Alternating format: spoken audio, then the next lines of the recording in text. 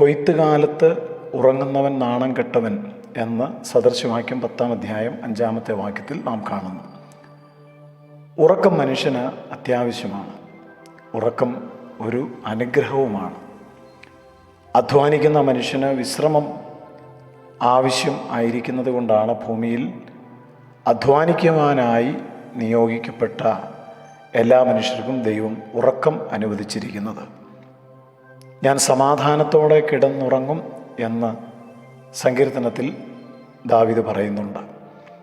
ഉറക്കം തീർച്ചയായിട്ടും ദൈവത്തിൻ്റെ ദാനമാണ്, അനുഗ്രഹമാണ്. പലർക്കും രാത്രി കിടന്നുറങ്ങുവാൻ കഴിയാത്തത് അവരെ സംബന്ധിച്ച് എത്രമാത്രം ബുദ്ധിമുട്ടുണ്ടാക്കുന്നു എന്ന് കണ്ടിട്ടുണ്ട്. എന്നാൽ അധ്വാനിക്കേണ്ട സമയത്തും കൂടെ കിടന്നുറങ്ങുന്ന മനുഷ്യരെ എന്താ വിളിക്കേണ്ടത്? ഏതു സമയത്തും കിടന്നുറങ്ങുവാൻ നമുക്ക് അനുവാദമില്ല. വചനം അത് അനുവദിച്ചിട്ടില്ല.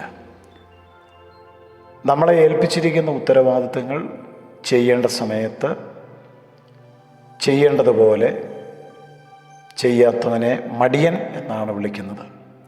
ബൈബിൾ അവനെ വിളിച്ചിരിക്കുന്നത് കൊയ്ത്തുകാലത്ത് ഉറങ്ങുന്നവൻ നാണം കെട്ടവൻ എന്നാണ്. നാണം കെട്ടവൻ. കർത്താവ് സഭയിൽ നമ്മെ ഓരോരുത്തരെയും ഓരോരോ ശുശ്രൂഷകൾ നിയോഗങ്ങളായി ഉത്തരവാദിത്തങ്ങളായി ഏൽപ്പിച്ചിട്ടുണ്ട്. വിശ്വാസ സമൂഹം എന്ന് പറയുന്നത് ഒരു ശരീരത്തിലെ അവയവങ്ങൾ പോലെയാണ്. ശരീരത്തിൽ പല അവയവങ്ങളുണ്ട്. എല്ലാ അവയവങ്ങളും ഒത്തുചേർന്ന് പ്രവർത്തിക്കുമ്പോൾ ആ ശരീരത്തിന് ആരോഗ്യമുണ്ടാകും.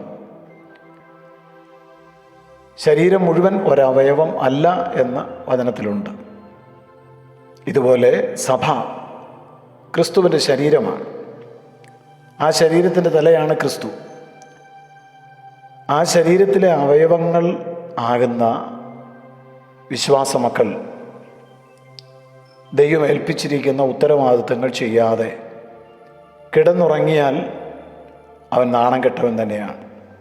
അലസരായിരിക്കുവാൻ പാടില്ല എന്നാണ് ഇന്നത്തെ വചനം നമ്മെ ഓർപ്പിക്കുന്നത്.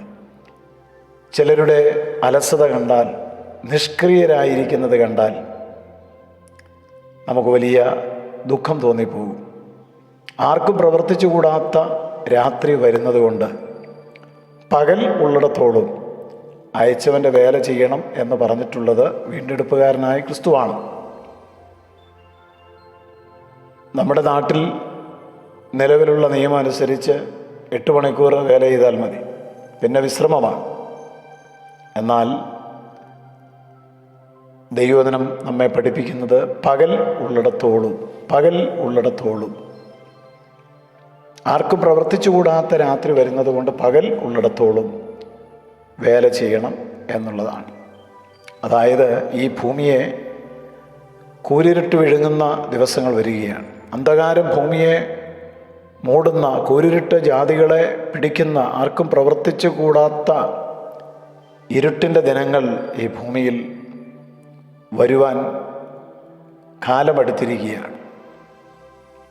ഈ ഭൂമി മുഴുവൻ ഇരുട്ടിലാകുന്നതിന് മുമ്പ്, പാപത്തിൻ്റെ ഇരുട്ടിൽ ഈ ഭൂമി മൂടപ്പെടുന്നതിന് മുമ്പ് തീർച്ചയായിട്ടും ദൈവം നമ്മെ ഏൽപ്പിച്ച നിയോഗങ്ങളിൽ തുടരേണ്ടതാണ്. ക്ഷീണിപ്പിക്കുവാൻ പലപ്പോഴും പല നിലകളിൽ ശത്രു പ്രവർത്തിക്കുന്നുണ്ടാകാം.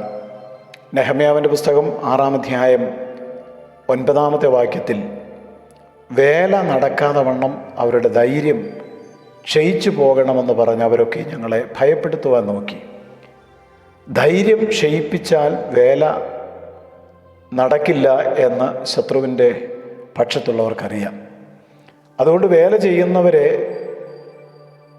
അവരുടെ ധൈര്യത്തെ ക്ഷയിപ്പിക്കുന്ന നിലയിലുള്ള പ്രശ്നങ്ങൾ, സാമ്പത്തിക ബുദ്ധിമുട്ടുകൾ, ആരോഗ്യ പ്രശ്നങ്ങൾ, പഴി, ദുഷി, നിന്ദ, അപമാനങ്ങൾ, ഏകാന്തതകൾ, ഒറ്റപ്പെടുത്തലുകൾ, അവഗണനകൾ, ഇതെല്ലാം ഇങ്ങനെ സംഭവിച്ചുകൊണ്ടിരിക്കുകയാണ്.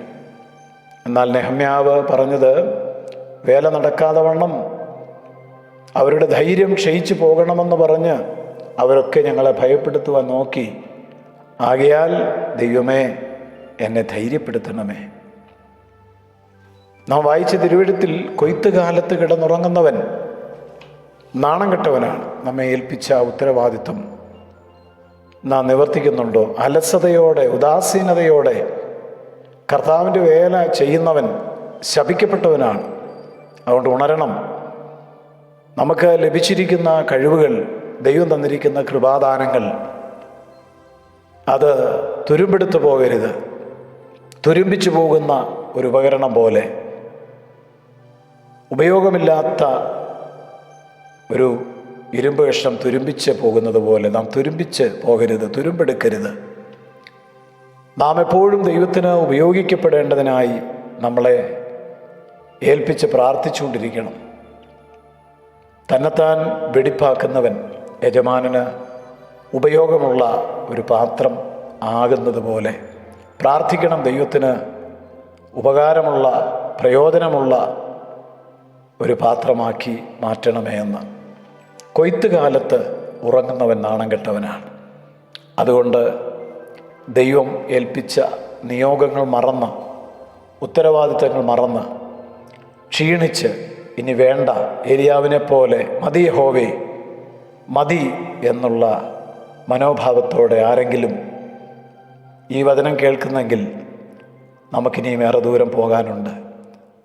ഇരുട്ട് ഭൂമിയെ പിടികൂടുന്നതിന് മുമ്പ്, കൂരിരുട്ട് ജാതികളെ, പാപത്തിൻ്റെ അന്ധകാരം ഈ ലോകത്ത് പിടിമുറുക്കുന്നതിന് മുമ്പ്, ആർക്കും പ്രവർത്തിച്ചുകൂടാത്ത രാത്രി വരുന്നതിന് മുമ്പ് നമ്മെ ഈ ഭൂമിയിലേക്ക് അയച്ച കർത്താവിൻ്റെ നിയോഗങ്ങൾ തിരിച്ചറിഞ്ഞ് പൂർത്തിയാക്കുവാൻ നമുക്ക് സമർപ്പിക്കാം. സ്വർഗീയ പിതാവേ, അവിടുത്തെ വചനപ്രകാരം ഞങ്ങളെ ഏൽപ്പിച്ചിരിക്കുന്ന കാര്യങ്ങൾ ഒന്നും വിട്ടുകളയാതെ ചെയ്യുവാൻ എല്ലാവർക്കും കൃപ നൽകണം. ക്രിസ്തുയേശുവിൻ നാമത്തിൽ തന്നെ ആമേൻ.